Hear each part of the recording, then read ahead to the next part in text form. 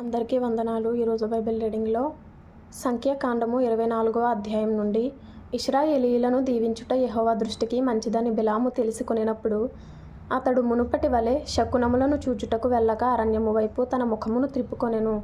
బిలాము కన్నులెత్తి ఇశ్రాయేలీయులు తమ తమ గోత్రముల చొప్పున దిగియుండుట చూచినప్పుడు దేవుని ఆత్మ అతని మీదకి వచ్చెను.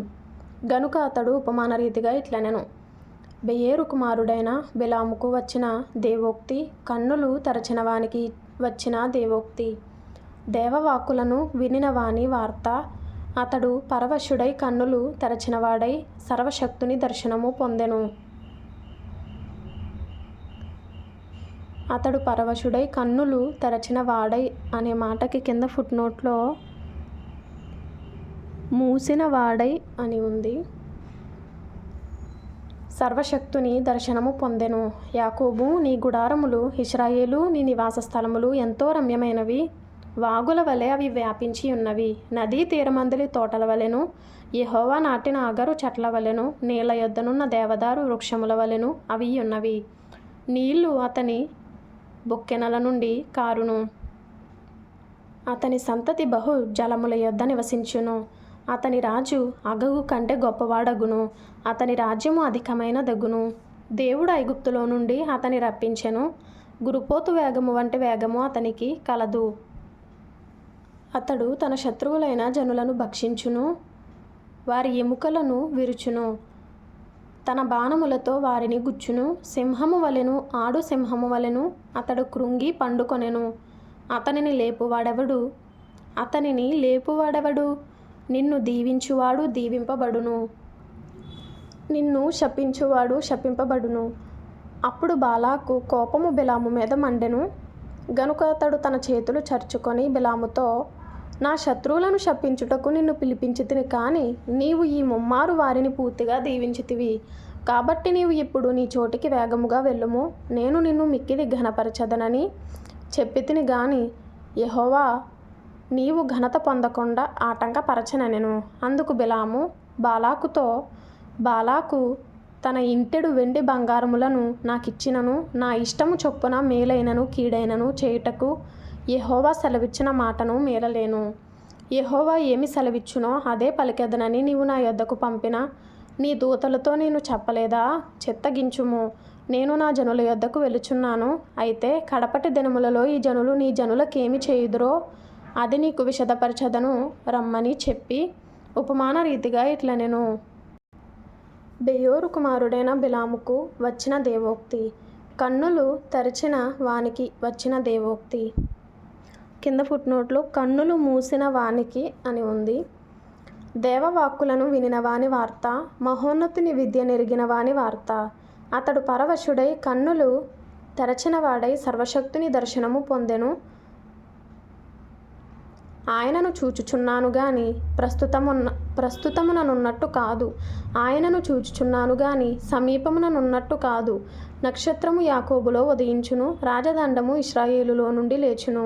అది మోయాబు ప్రాంతములను కొట్టును, కలహ వీరులనందరినీ నాశనము చేయును. ఎదోమును షేయీరును ఇశ్రాయేలుకు శత్రువులు, వారు స్వాధీనపరచబడుదురు.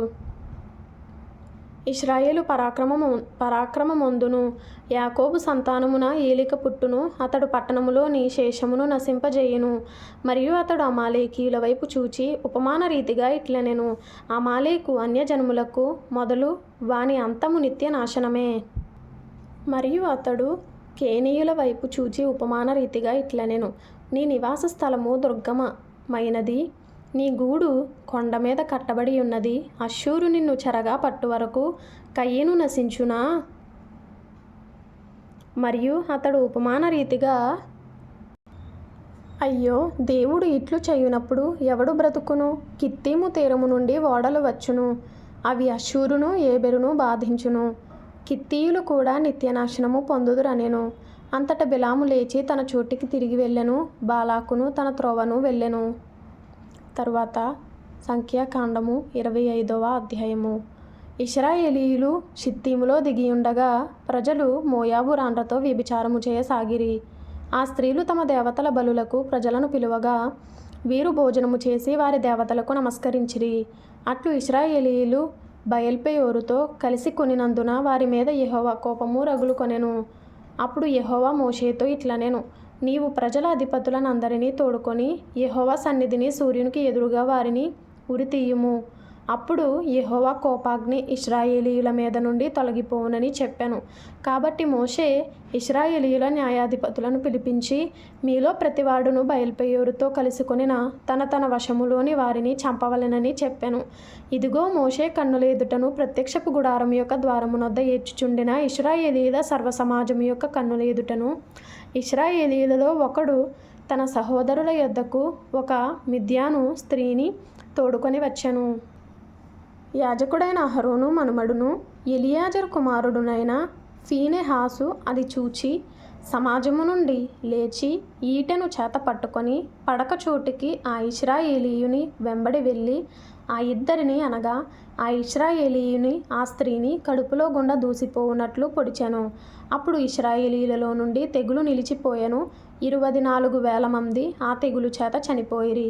అప్పుడు యెహోవా మోషేకు ఇలాగు ఆజ్ఞ ఇచ్చెను, యాజకుడైన అహరోను మనుమడును ఎలియాజరు కుమారుడునైన ఫీనెహాసు వారి మధ్యను నేను ఓర్వలేని దానిని తాను ఓర్వలేకపోవుట వలన ఇశ్రాయేలీయుల మీద నుండి నా కోపము మళ్లించెను గనుక నేను ఓర్వలేకయుండియు ఇశ్రాయేలీయులను నశింపజేయలేదు. కాబట్టి నీవు అతనితో ఇట్లనుము, అతనితో నేను నా సమాధాన నిబంధనను చేయుచున్నాను. అది నిత్యమైన యాజక నిబంధనగా అతనికిని అతని సంతానమునకును కలిగియుండును. ఏలయనగా అతడు తన దేవుని విషయమందు ఆసక్తి గలవాడై ఇశ్రాయేలీయుల నిమిత్తము ప్రాయశ్చిత్తము చేసెను. చంపబడిన వాని పేరు జిమ్రీ. అతడు షిమ్యోనీయులలో తన పితరుల కుటుంబమునకు ప్రధాని అయిన సాలు కుమారుడు. చంపబడిన స్త్రీ పేరు కొజ్బీ. ఆమె సూరు కుమార్తె.